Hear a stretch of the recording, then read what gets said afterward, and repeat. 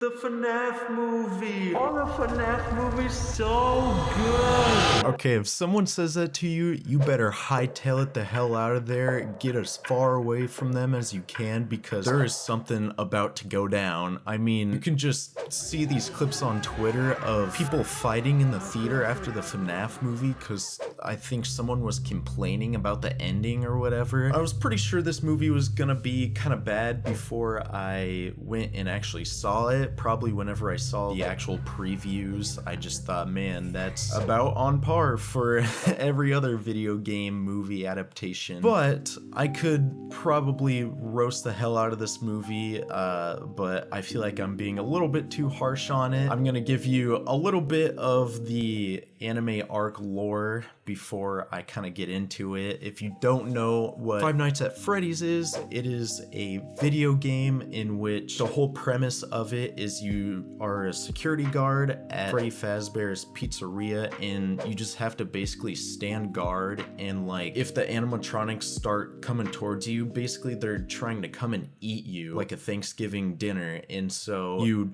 hit the button to close the doors so they can't get to you, but you only have a certain amount of power, and you have security cameras, so it's basically like you have ADHD during the entire time playing. You have to last from 12 a.m. to 6 a.m. and you're just constantly like going around, closing doors, peeking through windows, whatever the hell. There's different mechanics in different games, but that's the main premise. You're supposed to defend yourself against these animatronics. That's kind of the backstory lore. That's about how much I knew. I didn't play the games extensively or like went on a whole YouTube rabbit hole for the lore trip behind it. I was just kind of a casual fan, played it here and there. So the movie takes place, I don't know really where, they don't explain that, but it doesn't really matter. The main character is Peeta from the Hunger Games. I can't remember his name at the moment, but I'm sure it'll be like right here somewhere. This guy, his name's Mike, and he is messed up like a little bit in the head from like having PTSD when he was a kid. His brother was actually kidnapped on a camping trip, and he feels like it was kind of his fault, and if he revisits the same dream every night, he's like dead certain, like stone certain that he can find the killer of his brother, and so he keeps on beating the dead horse and going back to that dream to see if he can find anything. After his brother died, like the whole family went to get milk and didn't come back. I think the father just left. I think maybe the mother died from something. I can't remember. It wasn't like a huge plot detail, but basically it's him and his little sister, who I think is like at least 10 to 15 years younger than him, so he's just taking care of his sister. And at the beginning he loses his job and he's trying to find work like any other normal person, and he visits this office and this dude offers him a job, and so this side quest now turns into the main quest when he accepts the job offer to work as a security guard at Freddy's Pizzeria. Everyone in the theater at this point know that shit's about to go down. You know, you have like the typical, he like goes in, it's kind of creepy, like no one really keeps up with the place, no one goes in. He finds like the creepy animatronics, which in the movie look like 10 times worse than the game. Like they look so weird. I don't even know how to explain it. It's like a furry suit that moves like a robot. So then you see him the first few nights, he actually just like sleeps through his entire shift trying to like recall these memories about his brother, which whatever, props to him, but he is sleeping on the job and he almost dies a few times because of it, because the animatronics roam around at night. This movie has so much lore dump behind it. I didn't know how deep the FNAF lore went. It's like 3 separate anime arcs branching off of the main story, and it's like I had to think so much about it. I don't know if I was just analyzing the movie too much while watching it. Basically, they didn't show much of the actual gameplay. I would have liked there to have been at least one scene, because having the whole movie like the game would just be kind of boring. At that point, you just go and play the game like any normal person would. It would have been cool for them to actually shove in one pile of slop that's the actual game, the thing that it's based off of, into the movie, where he's like looking at the cameras and he's like, oh shit, one's coming. Go, close the door. I guess they did have one scene where he turned off the electricity and it like saved his ass. All the other times he sleeps through his shifts, which is like the whole point is to survive from midnight to 6 a.m.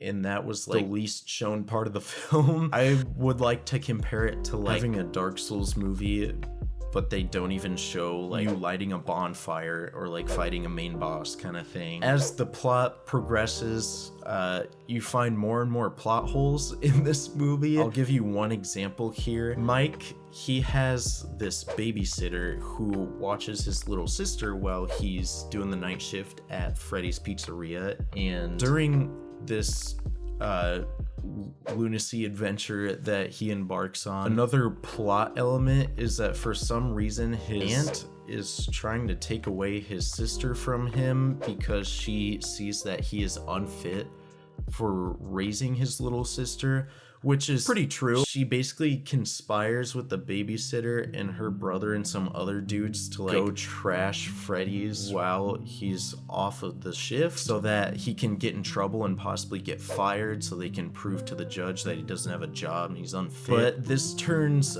pretty sour on the Bamboozle scale because they all go in and get absolutely fucking murdered by these animatronics. And then you just don't hear anything of them until the end of the movie. This kind of spoilers at this point, sorry. At the end of the movie, he finds their bodies, but before then, like, he calls the babysitter a few times, but then, like, he doesn't ask any questions. He's like, oh shit, like, she must be out doing something else, I guess, I don't know. And just never questions why she never answers her phone or comes to help out, doesn't see her anymore. And so it was just a huge plot hole. And there's a few others that I won't go into, so you can watch the movie for the entertainment yourself. I just thought it was pretty goofy. And then there's another scene I wanted to touch on. Halfway through the movie, his little sister and Vanessa, which is a whole nother lore side character that you can look up on your own. I'm not gonna be game theory here, but they all meet the animatronics, and then they just have like this slumber party fort building scene, which is really off-putting since this movie's supposed to be horror-esque. It's like they just took that idea for this scene, like crumpled it up, farted on it, and threw it out the window.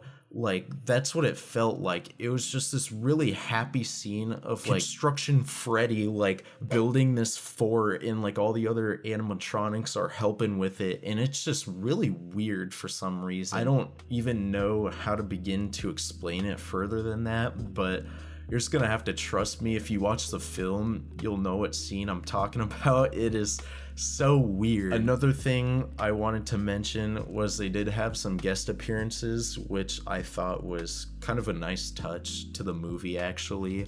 They had Corey Kenshin and Matt Pat in the movie, which are a few of the content creators who helped get the game popular, like along with Markiplier, but I don't know what happened with that, if he like actually wanted to or not. Who knows? It was just kind of cool to see people who helped get the game popular in the actual movie years later as like a kind of guest appearance. That was kind of funny. Overall though, it's a pretty basic storyline, but it has a lot of plot holes. probably more plot holes than the Halloween franchise, but it is entertaining to watch. Don't get me wrong, it is one of those movies that's bad, but it's fun to watch, which is kind of weird. Like, some movies do it well, and I think this one definitely does do it well, because if you look at the movie from an analytical standpoint, the critic reviews have it at like a 20%, but then the audience score is like a 90%, so it's just this huge juxtaposition of ratings across the board. But this movie also, for some reason, made $131 million just on opening weekend globally, which is fucking bonkers. That is more profit than most movies make on their hootenanny little adventure on their first weekend, because I feel like this film should not have made that much. They spent like $20 million to make this movie, which is like pocket change when it comes to making like high-end movies. That's like nothing. And a lot of the diehard FNAF fans and, you know, meme lords went to go see it and generated $100 million in profit first weekend. So I just thought I'd touch on that, since that was pretty bonkers to me. All in all, I think coming out of my hobbit hole to make another rules ranking, I'm gonna have to give this one a solid 40. I can't defend this film that much, besides like it was entertaining and funny because it was kind of bad and because of the meme of it. I mean, other than that, it doesn't have a lot going for it, so that's where I'm gonna stick that. If you like the video, don't forget to smash like, subscribe, and don't forget to check out Patreon. Most of my words there. And as always, I will see you guys in the next one. Bye bye.